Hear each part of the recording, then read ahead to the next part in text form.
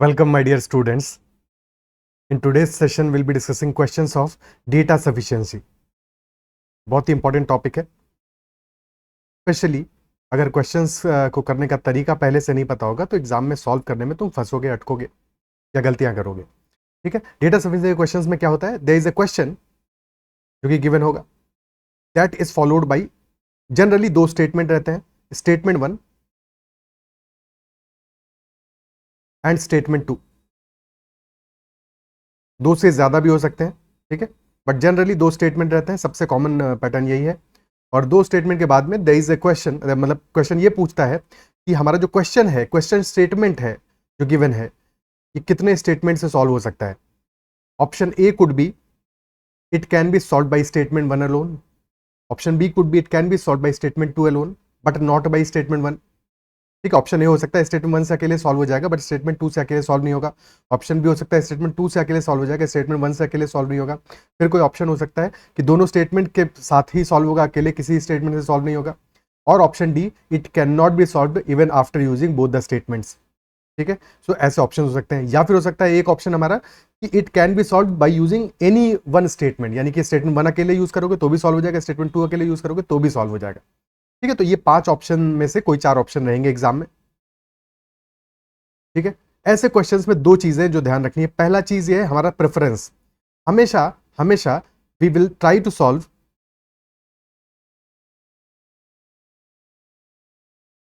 सबसे पहले firstly by using one statement. ठीक है, पहले हम सिर्फ और सिर्फ एक स्टेटमेंट से सॉल्व करने की कोशिश करेंगे, whether the question can be solve by using one statement और not. That is most important. अगर एक अकेले स्टेटमेंट से सॉल्व हो जा रहा है तो फिर दो स्टेटमेंट से सॉल्व करने का चेक नहीं करेंगे, उसकी जरूरत नहीं है। अकेला एक स्टेटमेंट से सॉल्व हो रहा है तो दो की जरूरत क्या है, इजंट इट? तो दूसरा स्टेटमेंट फिर तो अननेसेसरी है। क्या बात समझ में आती है? तो पहले हम एक स्टेटमेंट से सॉल्व करेंगे, अगर उससे सॉल्व हो जा रहा है तो हमारा आंसर वहीं पे आ जाएगा। अगर सॉल्व नहीं होता है, अगर नहीं होता है, फिर हम यूज करेंगे बोथ द स्टेटमेंट्स। अगर फिर भी नहीं होता है, वहां पे हो जाएगा तो हमारा आंसर आ जाएगा कि बोथ द स्टेटमेंट्स को यूज करके हम सॉल्व कर सकते हैं। अगर तब भी सॉल्व नहीं होता है तब फिर कहेंगे कि it can not B solved. ठीक है, can not B solved with given data.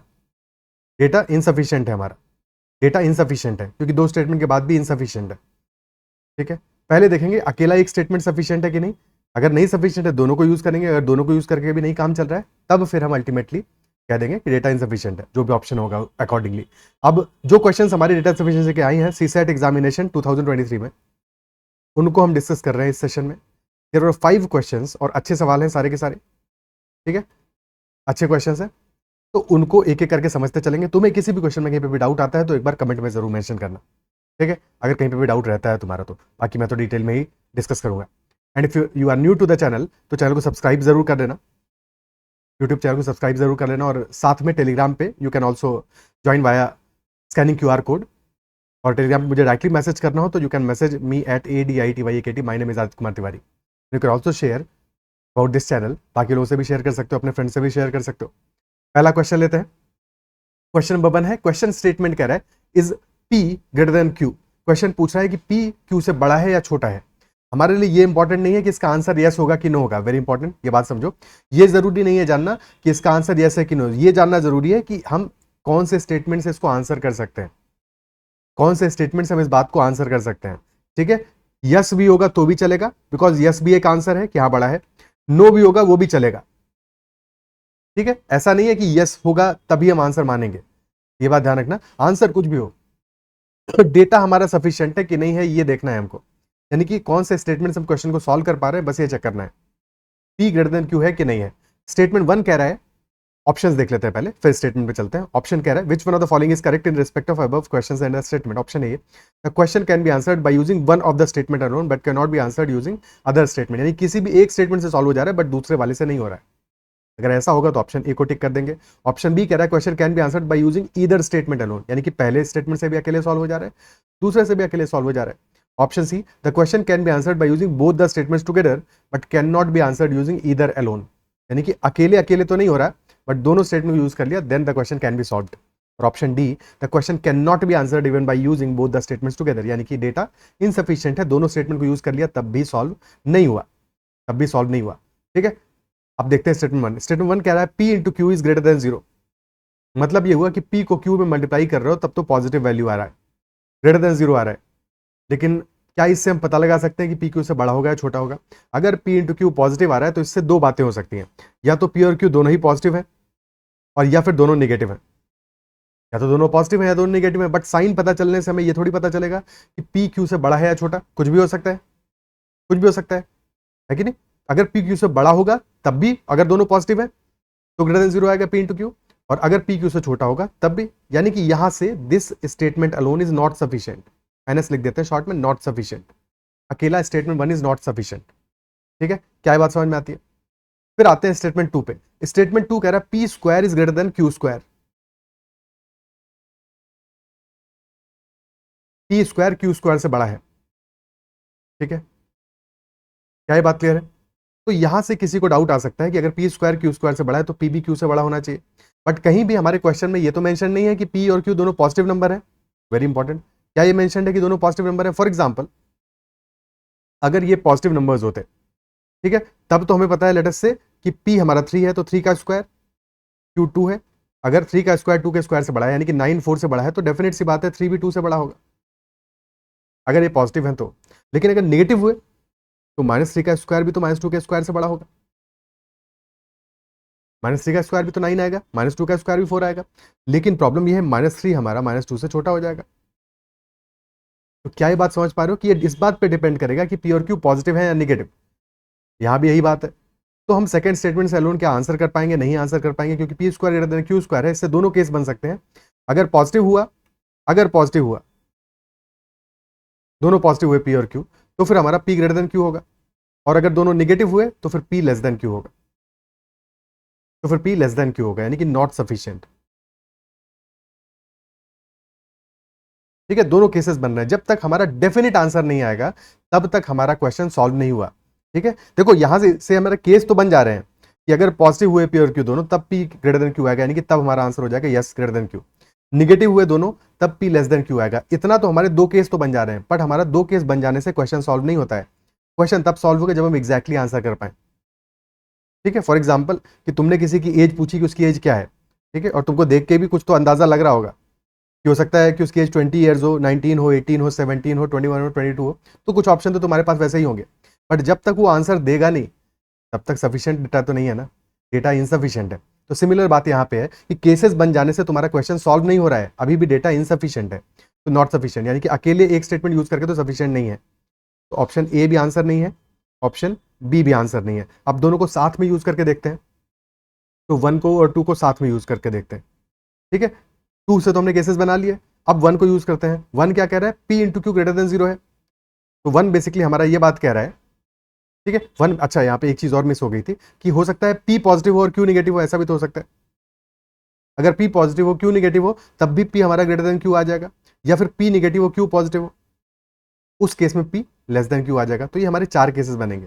पहला केस है जबकि दोनों पॉजिटिव है, दूसरा केस जब दोनों नेगेटिव है, फिर पी पॉजिटिव क्यू नेगेटिव, ये तो ये 4 केसेस बनेंगे। ठीक है, 2 केस मिस कर दिए थे मैंने मेंशन करना, क्लियर है? ठीक है, अब हम पहला स्टेटमेंट को भी यूज कर रहे हैं, P into Q is greater than 0। तो पहला और दूसरा दोनों स्टेटमेंट को यूज करेंगे, यानी कि पी इंटू क्यू हमारा पॉजिटिव आ रहा है, तो यहां से क्लियर है दोनों का साइन सेम है, यानी कि दोनों स्टेटमेंट को यूज करके हमारे पास दो ही केसेस रह जाने वाले हैं। एक तो जबकि दोनों पॉजिटिव है यानी कि पी ग्रेटर देन क्यू, और दूसरा जबकि दोनों नेगेटिव है यानी कि P less than Q. Again अभी भी हमारे पास दो केसेस रह गए हैं, तो दोनों स्टेटमेंट मिला के भी नॉट सफिशिएंट है, नॉट सफिशिएंट। तो हमारा आंसर आ जाएगा option D, question can not be answered even by using both the statements together. तब भी हम इसको आंसर नहीं कर पा रहे। क्या ये बात समझ में आती है, क्लियर होती है? ठीक है, तो पहला क्वेश्चन हमारा डन हो गया, और देख रहे होगे कि ऐसे क्वेश्चंस को करने में थोड़ा सा समझ पहले से नहीं होगा तो एग्जाम में जाके डेफिनेटली फंसोगे, गलती करोगे। ठीक है, और आगे भी जो क्वेश्चंस करने वाले, अगर तुमने पहले उन क्वेश्चंस को नहीं देखा है तो हर एक क्वेश्चन, जब क्वेश्चन की लैंग्वेज आए तो क्वेश्चन को पढ़ो, पॉज करो, पॉज करके पहले खुद से सॉल्व करने की कोशिश करो, उसके बाद में सॉल्यूशन देखो। और क्योंकि बाद में सॉल्यूशन देखोगे तो डेफिनेटली तुम पाओगे कि कई क्वेश्चन में तुमने गलती की है, उस गलती से सीखो, उस गलती से लर्निंग लो। ठीक है, अगला क्वेश्चन करते हैं, क्योंकि अल्टीमेटली हमें क्लियर तो करना है ना सीसैट को, और जब तक समझोगे नहीं इन बातों को तब तक आगे कैसे बढ़ोगे। क्वेश्चन कह रहा है is p plus Q minus r greater than p minus Q plus r, तो where p, q and r are integers. जैसे पिछले क्वेश्चन में हमने देखा था कि p क्या ग्रेटर देन q है, ठीक है, तो p ग्रेटर देन q है, ये पता कैसे चलेगा, पता कैसे चलेगा, ये तब पता चलेगा p हमारा तब होगा ग्रेटर देन q जबकि p में से q को सब्ट्रैक्ट करो, ठीक है, p माइनस क्यू हमारा पॉजिटिव है। अगर p माइनस क्यू हमारा ग्रेटर देन 0 आ रहा है यानी कि p ग्रेटर देन q है, अगर p minus Q less than 0 आ रहा है तो p लेस देन q है। क्या ये बात समझ पा रहे हो, ठीक है। और फिर ये साइन पे मैटर नहीं करता, साइन पॉजिटिव होगा तो भी, नेगेटिव होगा तो भी। अगर p माइनस क्यू पॉजिटिव है तो p ग्रेटर देन q है, p माइनस क्यू नेगेटिव है तो p लेस देन q है, ठीक है। और फिर यही बात अगर समझ में आ रही है तो यहाँ पे इसको हम p square greater than q square को ऐसे भी देख सकते हैं कि p square minus Q square greater than 0, यानी कि p square minus Q square क्या है, a square minus B square, a plus B into A minus B, यानी कि p plus Q into p minus Q. ये आ रहा है ग्रेटर देन 0, और अगर ये ग्रेटर देन 0 आ रहा है तो या तो दोनों पॉजिटिव होंगे p प्लस क्यू और p माइनस क्यू, या दोनों नेगेटिव होंगे। और दो केसेस बन गए अपने। p माइनस क्यू जब हमारा पॉजिटिव होगा यानी कि p बड़ा होगा q से, जब नेगेटिव होगा यानी कि p छोटा होगा q से। क्लियर है। और p प्लस क्यू का पॉजिटिव आने का मतलब क्या हुआ, p प्लस क्यू ही पॉजिटिव है, p माइनस क्यू ही पॉजिटिव है, और p प्लस क्यू नेगेटिव है, p माइनस क्यू नेगेटिव है, ठीक है। तो ये बात समझ में आ रही होगी। क्लियर है। दो केसेस बन रहे हैं हमारे, और जो हमने डिस्कस कर लिया, टोटल 4 केसेस बन रहे थे अगर सिर्फ हमने सेकंड स्टेटमेंट को देखा, अदरवाइज 2 केसेस थे। Next one again similar pattern पे है, इसलिए ही हमने पीछे वाले क्वेश्चन को एक बार फिर से समझा।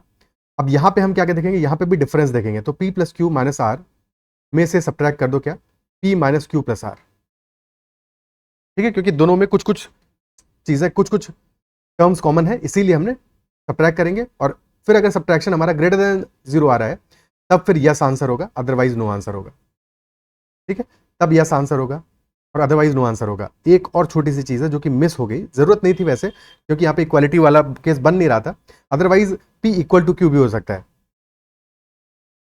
ठीक है। यहाँ पे नहीं था केस इक्वालिटी वाला, बट इक्वालिटी पॉसिबल है। स्टेटमेंट 1 से इक्वालिटी पॉसिबल है कि p इंटू क्यू पॉजिटिव हो और p और q दोनों इक्वल हो, ठीक है। तो इक्वालिटी भी एक पॉसिबल केस है, तो भी ध्यान में रखना है, ठीक है, कि इक्वालिटी भी पॉसिबल हो सकती है। नेक्स्ट, तो यहाँ पे ग्रेटर देन 0 है तो यस है, अगर लेस देन इक्वल टू 0 है, लेस देन 0 या इक्वल टू 0 हो तो फिर नो आंसर होगा अपना, क्योंकि क्वेश्चन में तो ग्रेटर ही पूछा है, ठीक है। जब तुम सब्ट्रैक्ट करोगे तो वैल्यू क्या बचेगा, प्लस क्यू, p से p कैंसिल आउट हो जाएगा, तो बचेगा ये 2 टाइम्स क्यू माइनस आर। तो बेसिकली हमें ये चेक करना है 2 टाइम्स क्यू माइनस आर की वैल्यू क्या होगी। अगर 2 टाइम्स क्यू माइनस आर हमारा पॉजिटिव होगा तो क्वेश्चन का आंसर यस होगा, ठीक है। और अगर ये पॉजिटिव नहीं हुआ, 0 हुआ या फिर लेस देन 0 हुआ तो आंसर नो होगा। स्टेटमेंट 1 कह रहा है p minus Q is positive, statement 1 बता रहा है कि p माइनस क्यू पॉजिटिव है, p माइनस क्यू पॉजिटिव है यानी ग्रेटर देन 0 है, यानी कि p ग्रेटर देन q है। लेकिन हमें रिलेशन चाहिए q और r में, p ग्रेटर देन q हो भी गया तो इससे हमें क्या पता चलेगा, p और q के बारे में पता चलेगा, बट r के बारे में कुछ भी पता नहीं चल रहा है, या तो r से भी कोई कनेक्शन हो, तो अकेला स्टेटमेंट 1 नॉट सफिशिएंट, क्योंकि हमें साइन देखना है इसका 2 टाइम्स q माइनस r का, ठीक है। सेकंड स्टेटमेंट को देखो तो p माइनस r नेगेटिव है, अगर p माइनस r नेगेटिव है यानी कि p is less than r। Again हमें चाहिए q और r का रिलेशन, ये रिलेशन हमें दे रहा है किसका, p और r का, तो नॉट सफिशिएंट। तो ना तो पहला स्टेटमेंट अकेला सफिशिएंट है, ना तो दूसरा सफिशिएंट है अकेला, दोनों को मिला लो। जैसे ही तुमने दोनों को मिला दिया तो हमें पहले से मिला है result p is greater than q, दूसरे से मिला है p is less than r, यानी कि p हमारा बड़ा है q से और छोटा है r से, यानी कि r बड़ा है p से। और जैसे ही दोनों स्टेटमेंट को मिला लिया तो अब तुम्हें पता है कि r बड़ा है q से, r is greater than q। और अगर r ग्रेटर देन q है यानी कि q माइनस r क्या होगा, 2 टाइम्स q माइनस r क्या होगा, जब r q से बड़ा है तो छोटे में से बड़ा सब्ट्रैक्ट करोगे, q में से r सब्ट्रैक्ट करोगे यानी कि निगेटिव आएगा। इसका ये मतलब हुआ कि q माइनस r को राइट हैंड साइड में लेके चलेगा तो 0 is greater than q minus r, यानी कि q माइनस r नेगेटिव है, यानी कि लेस देन 0 आ रहा है, 2 times q minus r less than 0 आ रहा है। और अगर लेस देन 0 है यानी कि क्वेश्चन का आंसर क्या है, नो, कि p plus Q minus R is not greater than p minus Q plus R, यानी कि डेटा दोनों स्टेटमेंट को मिलाने के बाद में सफिशिएंट हो जाता है। हम आंसर कर पा रहे हैं, नो आंसर कर पा रहे हैं। आंसर नो आने का ये मतलब नहीं कि सफिशिएंट नहीं है, ठीक है। तो आंसर यस आए नो आए फर्क नहीं पड़ता, कोई आंसर डेफिनेट आना चाहिए, ये इंपॉर्टेंट है। दोनों स्टेटमेंट को मिलाने से हम आंसर कर सकते हैं, बट अकेले किसी से नहीं कर सकते हैं, तो ऑप्शन सी आंसर आ जाएगा। बढ़िया सवाल अगेन, ठीक है, क्लियर है। Next question, in a party 75 persons took T, 75 ने चाय ली, 60 पर्सन्स टुक कॉफी, 60 ने ली है coffee, and 15 persons took both T and coffee. 15 लोग ऐसे हैं जिन्होंने पार्टी का पूरा मजा लिया, उन्होंने चाय भी ली और कॉफी भी ली। ठीक है, ओके। तो अब चाहे तो इसको एक वेन डायग्राम के फॉर्म में बना सकते हैं, बिल्कुल बना सकते हैं, बना लेते हैं।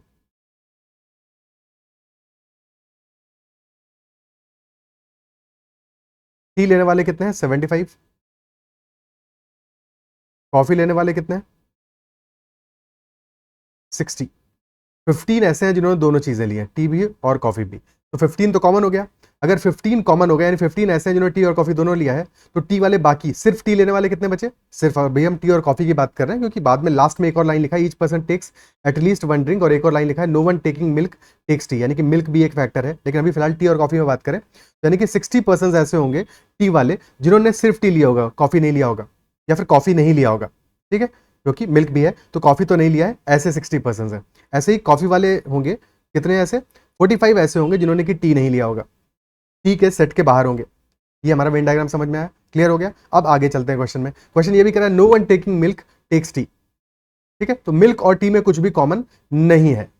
ठीक है भाई, अच्छी बात है, मिल्क और टी में कुछ भी कॉमन नहीं होगा, यानी मिल्क लेने वाले लोग कहां कहां हो सकते हैं? कहां कहां हो सकते हैं? मिल्क लेने वाले लोग यहां तो हो सकते हैं, पॉसिबल है, यहां हो सकते हैं, या फिर बाहर कहीं पे हो सकते हैं। ठीक है, बाहर कहीं हो सकते हैं, बट टी वाले सेट में नहीं हो सकते, टी वाले सेट में नहीं हो सकते। क्लियर है? और हर एक पर्सन कम से कम एक ड्रिंक तो जरूर ले रहा है, यानी कि या तो टी लिया होगा, या मिल्क लिया होगा, या कॉफी लिया होगा, या फिर मोर देन वन लिया होगा, मोर देन वन ड्रिंक लिया होगा। क्वेश्चन पूछ रहा है हमारा how many person attended the party, कितने लोगों ने पार्टी अटेंड की। अभी डेटा सिर्फ हमारे पास टी और कॉफी का है, मिल्क का भी डेटा चाहिए, उसके बिना नहीं सॉल्व कर पाएंगे। स्टेटमेंट 1 कह रहा है 50% टुक मिल्क, 1 कह रहा है 50% ने मिल्क लिया। हमें पता है मिल्क लेने वाले लोग टी तो नहीं ले रहे, लेकिन हमें अभी भी ये नहीं पता है कि इनमें से out of these 50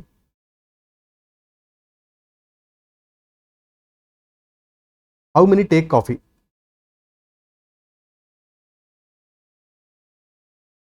how many take coffee, ये नहीं पता है, और क्योंकि ये पता नहीं है हमको, इसलिए डेटा नॉट सफिशिएंट होगा, सॉल्व नहीं कर पाएंगे। जस्ट इन केस अगर ये क्वेश्चन कह रहा होता 50% टुक मिल्क ओनली,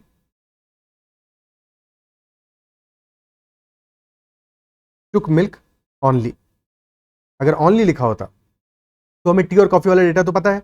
ठीक है, हमें ये तो पता है कि 60 लोग ले रहे हैं टी अकेले, 15 ले रहे हैं टी और कॉफी, 45 ले रहे हैं कॉफी, और कॉफी वाले में कुछ पोर्शन कॉमन हो सकता है मिल्क का, बट फर्क नहीं पड़ता उससे। भाई वो पर्सन तो ऑलरेडी हमें कॉफी कॉफी में काउंट कर लिए हैं, हमें मिल गया 50% ने सिर्फ और सिर्फ मिल्क लिया है, यानी कि वो 50 यहाँ पे आ जाएंगे। ठीक है, ये पोर्शन पे नंबर क्या रहता है ये हमारे लिए मैटर नहीं करता है। 45 का कुछ टुकड़ा यहाँ पे आएगा, ठीक है, कुछ टुकड़ा यहाँ पे आएगा, बट वो कितना आएगा उससे फर्क नहीं पड़ता, वो सब मतलब उसका रख देते हैं यहाँ पे ताकि तुमको बेटर समझ में आए। ठीक है, ताकि बेटर समझ में आए। ओके, तो लेट अस एज्यूम कि 45 में से एक्स ऐसे पर्सन हैं जो कि मिल्क और कॉफी लेते हैं। ठीक है, ये टी का सेट हो गया, ये कॉफी का सेट हो गया, और ये मिल्क का सेट हो गया। टोटल मिला के अब कितने नंबर आ गया, क्योंकि कोई ना कोई ड्रिंक तो ले रहा है, तो कोई भी ऐसा बाहर वाला तो नहीं होगा, जो भी बाहर होंगे तो जीरो है, बाहर कोई नहीं है, सब इस सेट के अंदर है। ठीक है, तो इस केस में हमें पता है टोटल नंबर कितना होगा, 60 plus 15 plus 45 minus x, 45 minus x plus x, भाई मिला के तो पूरा 45 ही आएगा, और प्लस 50। तो यहाँ पे हमारा आंसर डेफिनेट आ जाएगा, क्योंकि एक्स तो अल्टीमेटली कैंसिल आउट हो रहा है, यहाँ पे डिफरेंट नंबर आ जाएगा। 60 प्लस 15 आया 75, 75 प्लस 45 120 प्लस 50 170, तो 170 पर्सन हैं जो कि पार्टी में अटेंड किए हैं। Is that clear? तो स्टेटमेंट 1 उस केस में सफिशिएंट हो जाता अगर गिवन होता milk only, milk only given होता तो क्वेश्चन सफिशिएंट हो जाता, बट मिल्क ओनली गिवन नहीं है, गिवन है 50% टुक मिल्क। अगर सिर्फ मिल्क लिखा है तो मिल्क ओनली एज्यूम नहीं करोगे, ये ध्यान रखना है। अगर लिखा होगा मिल्क ओनली तो साफ साफ लिखा होगा, ओनली नहीं लिखा है, यानी कि 50 लोग ऐसे जिन्होंने मिल्क लिया है, बट इन 50 में कुछ ऐसे भी हो सकते हैं जिन्होंने कॉफी ली होगी, और वो जो 50 में से होंगे उनको तुम्हें कॉफी वाले में हम ऑलरेडी कंसिडर कर चुके हैं। ठीक है, तो उनको घटाना पड़ेगा, एक बार सब्ट्रैक्ट करना पड़ेगा, दैट इज वाई हमारा 170 आंसर नहीं आएगा। हो सकता है 170 से कम आंसर आए, ये भी हो सकता है कि किसी ने कॉफी ना लिया हो, पॉसिबल है, पॉसिबल है, बट वो क्वेश्चन में जब तक मेंशन नहीं होगा तब तक हम सॉल्व कैसे करेंगे। अभी हमारा स्टेटमेंट 1 से तो अकेले नॉट सफिशिएंट आ रहा है। ठीक है, अब इसको रिमूव कर देते हैं, फिर आगे क्वेश्चन में बढ़ते हैं।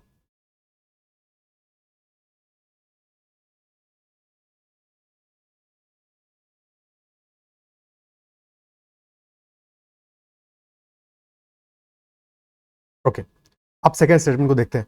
सेकंड स्टेटमेंट कह रहा है number of persons who attended the party is 5 times the number of persons who took milk only. Number of persons who attended the party is 5 times the number of persons who took milk only. अभी देखो थोड़ी देर पहले मैंने discuss किया milk only वाला case. अगर हमें milk only में कुछ भी दिया होता तो हम उससे सॉल्व कर लेते। क्या दिया है इस बार में कि मिल्क ओनली जितने भी लोगों ने लिया है उसका 5 टाइम्स लोगों ने पार्टी अटेंड किया है। तो मिल्क ओनली लेने वाले अगर एक्स हैं तो टोटल लोग कितने होंगे, 5x होंगे। और अगर टोटल 5x है यानी कि रिमेनिंग कितने होंगे मिल्क ओनली के अलावा वाले, 4x होंगे। 4x होंगे। और हमको पता है मिल्क ओनली के अलावा वालों को हम ऑलरेडी जानते हैं, वो सारे के सारे तो यहीं पे हैं 60, 15, 45 में, है कि नहीं। तो 4x की वैल्यू हमें पता है।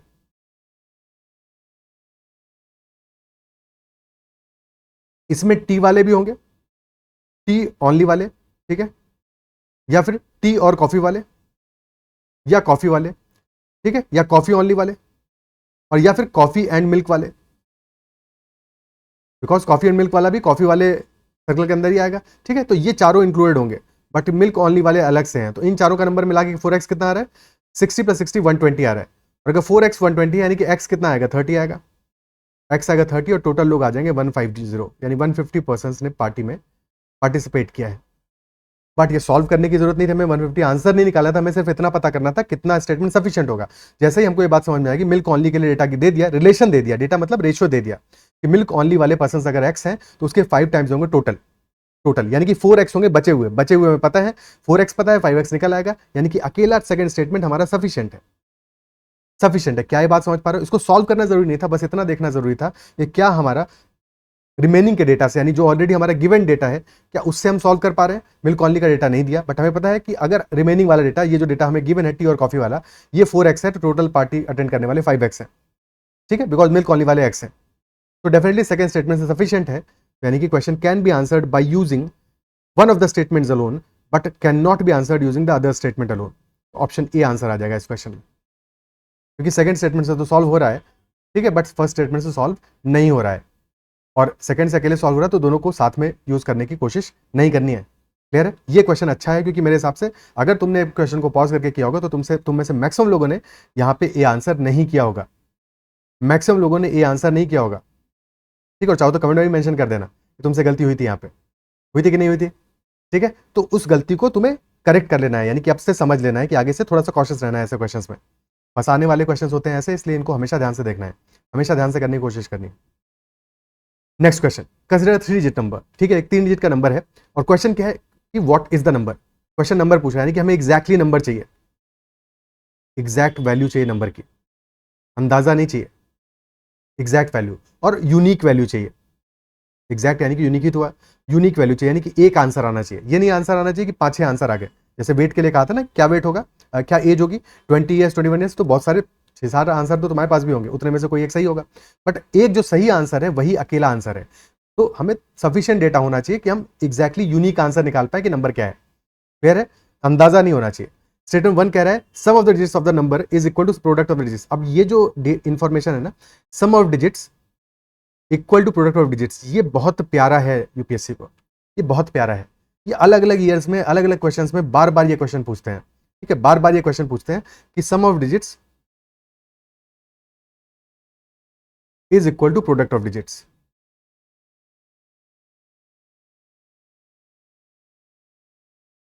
और ऐसा कब होता है? एक तो हो रहा है तुम्हारा 1 + 2 + 3 में, कि 1 + 2 + 3 1 2 × 2 × 3, ठीक है, ये डिजिट्स हैं तो यही एक अकेला केस बनेगा। बट अगर ये नंबर्स होते इंटीजर्स होते, तो फिर एक और केस बनता है तुम्हारा, वो हो जाएगा -1 × -2 × -3, और ये बराबर हो जाएगा -1 + -2 + -3 का। ये इंटीजर के केस में, डिजिट में तो भाई माइनस निगेटिव वैल्यूज इंटीजर तो होते हैं, बट वो डिजिट नहीं होंगे ना, डिजिट थोड़ी होंगे। डिजिट हमारे 0 से लेकर 9 तक होते हैं, 10 डिजिट्स होते हैं, जिससे डेसिमल सिस्टम बनता है। तीसरा एक और केस आता है -1 × 0 ×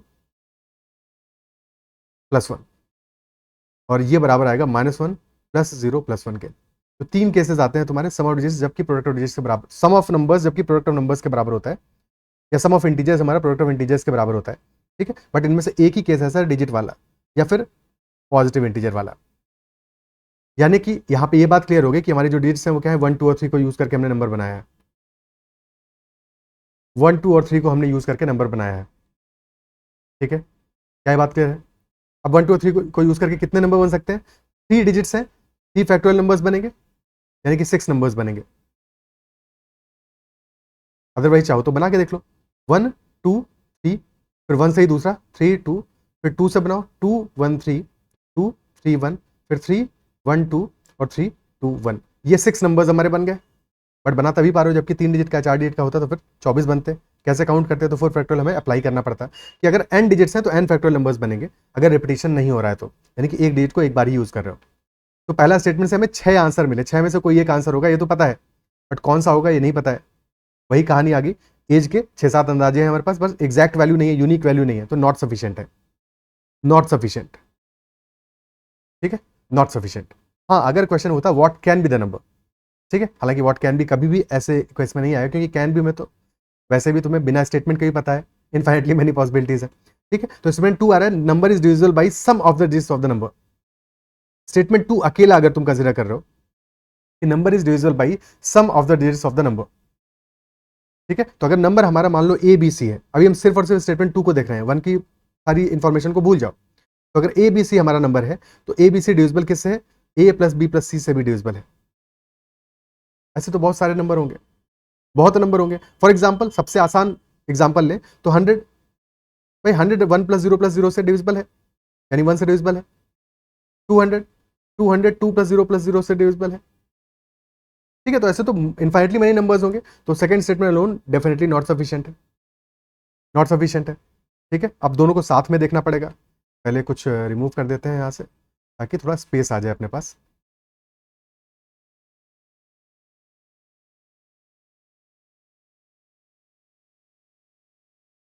ओके, ठीक है, तो दोनों स्टेटमेंट अकेले अकेले तो हम आंसर नहीं कर पा रहे हैं उनसे, बट दोनों को मिला के कर सकते हैं क्या? तो चेक कर लेते हैं।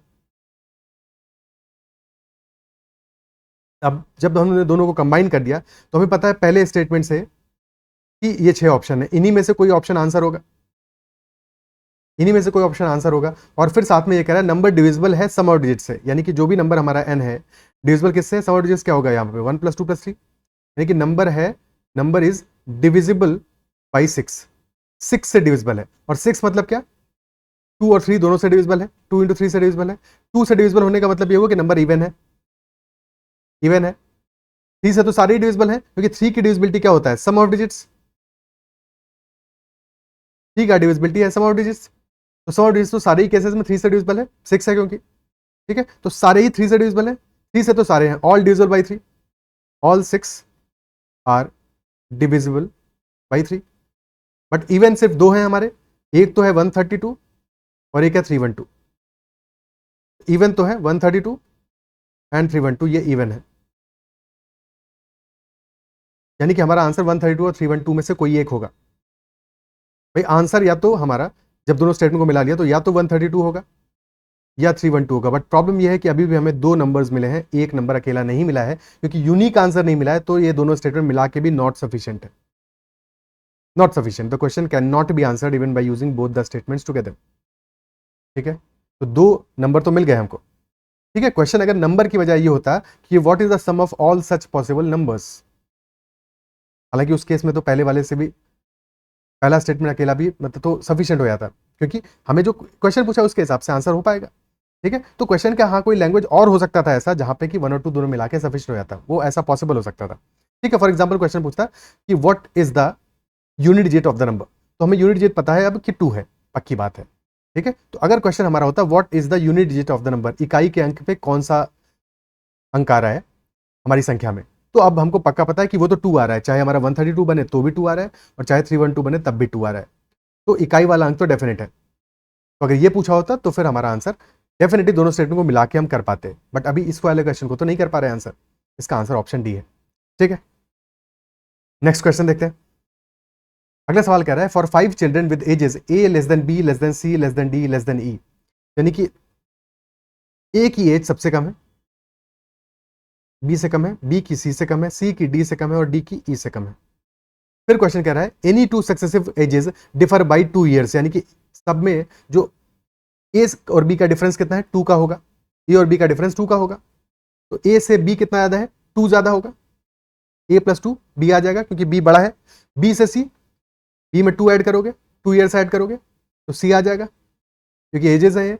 सी में 2 ईयर्स ऐड करोगे डी आ जाएगा, और डी में 2 ईयर्स ऐड करोगे तो ई आ जाएगा। क्या ये बात समझ में आती है? और जैसे ही ये बात समझ में आएगी तो हमें ये भी समझ में आएगा कि ई हमारा फिर ए प्लस कितने ईयर्स होगा, ए प्लस 8 ईयर्स होगा अगर ई की एज की बात करें। क्या बात क्लियर है? क्वेश्चन हमारा पूछा what is the age of the youngest child, तो हमें सिर्फ और सिर्फ ये रिलेशन पता है, तो age of the youngest child क्या होगा, क्वेश्चन ये पूछ रहा है। स्टेटमेंट नंबर 1 को देखते हैं। स्टेटमेंट 1 कह रहा है age of the eldest is 3 times the youngest. Eldest की एज क्या है, ई है, और ई हमारा 3 टाइम्स द यंगेस्ट है, यानी 3 टाइम्स ए है। E is equal to 3 times A, और हमें ऑलरेडी पता है कि E is equal to A plus 8, ये तो पता ही है। तो ए प्लस 8 बराबर हो जाएगा 3a के, और यहां से हमें वैल्यू आ जाएगा that 2a is equal to 8, यानी कि a इज इक्वल टू 4। और क्वेश्चन में a की वैल्यू तो पूछी है, इनफैक्ट एक किसी की वैल्यू पता चल गई, एक किसी की एज पता चल गई, सबकी एज पता चल जाएगी।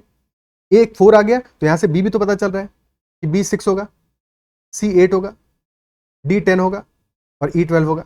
बट वो जानना नहीं है हमको, हमारा क्वेश्चन सिर्फ इतना है what is the age of the youngest child. तो सफिशिएंट है, पहला स्टेटमेंट अकेला सफिशिएंट है, सफिशिएंट है, अकेले से स्टेटमेंट 1 से हम आंसर कर सकते हैं।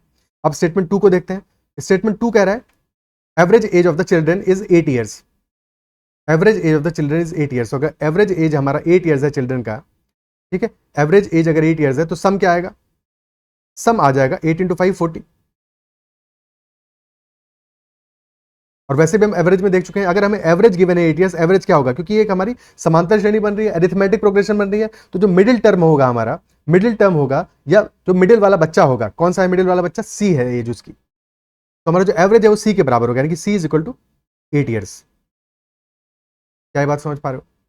ठीक है, अगर ये अरिथमेटिक प्रोग्रेशन नहीं बनता तो फिर हमें सबका जो एज होता है उसको ऐड करके और फिर इक्वेशन बना के फिर सॉल्व करते। बट यहाँ पे स्ट्रेट अवे दिख रहा है सी की एज होगी 8 ईयर्स। अगर सी की एज 8 ईयर्स है तो ए की एज क्या आएगी, 4 साल छोटा होगा, -4 कर दोगे तो ए की एज आ जाएगी 4 ईयर्स, यानी कि second statement alone is also sufficient, वहां से भी हमको आंसर मिला जा रहा है। तो सेकंड स्टेटमेंट अकेला भी सफिशिएंट है, यानी कि question can be answered by using either statement alone, option B answer आ जाएगा। Question can be answered by using either statement alone, option B will be the answer in this case. क्या ये बात appreciate कर पा रहे हो, समझ पा रहे हो? ठीक है, तो हमारा आंसर आ जाएगा ऑप्शन बी। क्लियर है? बढ़िया सवाल। और जो भी हमने 5 क्वेश्चन किए उनमें से सबसे आसान क्वेश्चन ये था, सबसे इजी क्वेश्चन ये था। अच्छा, एग्जाम में जब तुम ये क्वेश्चन अटेम्प्ट कर रहे होगे, क्योंकि टाइम बहुत लिमिटेड है, तुम्हारे पास टाइम कंस्टेंट है, तो डेफिनेटली तुमको इजी क्वेश्चंस को पिक करना है, मुश्किल सवालों में फंसना बिल्कुल भी नहीं है। ठीक है, बिल्कुल भी नहीं फंसना है। बाकी उस पर स्ट्रेटजी पे एक सेपरेट वीडियो बनाऊंगा, तो वहां पे छोटी छोटी बातें हम डिस्कस करेंगे। क्लियर है? ओके, तो इतने ही क्वेश्चंस हैं डेटा सफिशिएंसी पे। आई बिलीव जो भी क्वेश्चन हमने डिस्कस किए सारे के सारे तुम्हें समझ में आएंगे। डेटा सफिशिएंसी के क्वेश्चंस को सॉल्व कैसे करोगे एग्जाम में, अप्रोच तुमको क्लियर हो गया होगा। और अगर सेशन वाकई में तुमको पसंद आया है तो अपना अप्रिसिएशन और फीडबैक कमेंट में जरूर मेंशन करना। सेशन को अगर अब तक लाइक नहीं किया है तो जरूर से लाइक कर देना। अगर अब तक चैनल सब्सक्राइब नहीं किया हो तो जरूर से सब्सक्राइब कर देना। कोई भी तुम्हारा क्वेश्चन या क्वेरी है इसके बाद में हो सकता है, और बहुत जेन्युइन डाउट्स होंगे बहुत सारे लोगों के, तो बेहिचक अपना डाउट कमेंट में पूछो, मैं उसको भी रिजॉल्व कर दूंगा। ठीक है, उसको भी हम रिजॉल्व करेंगे, और बिल्कुल फ्रेश माइंड के साथ में एग्जाम में जाना है। ठीक है, तो कमेंट में एक बार जरूर मेंशन करो तुम्हारा अगर कोई भी डाउट है तो, और साथ में टेलीग्राम चैनल को भी ज्वाइन कर लेना। QR कोड स्कैन कर सकते हो या फिर लिंक से जा सकते हो। ठीक है, और मुझे टेलीग्राम पे मैसेज कर सकते हो तुम, अगर डायरेक्टली मुझे कांटेक्ट करना है ADITYAKT पे, my name is Aditya Kumar Tiwari, तो ADITYAKT पे मैसेज कर देना अगर तुम्हारा कोई भी डाउट या क्वेरी या कंसर्न है किसी भी रिगार्डिंग। ठीक है, इतना ही रखते हैं आज के सेशन में। इस सेशन में फिर नेक्स्ट सेशन में हम और भी क्वेश्चन डिस्कस करेंगे, बट इस सेशन में इतना ही। That is all for this session. Bye bye, take care.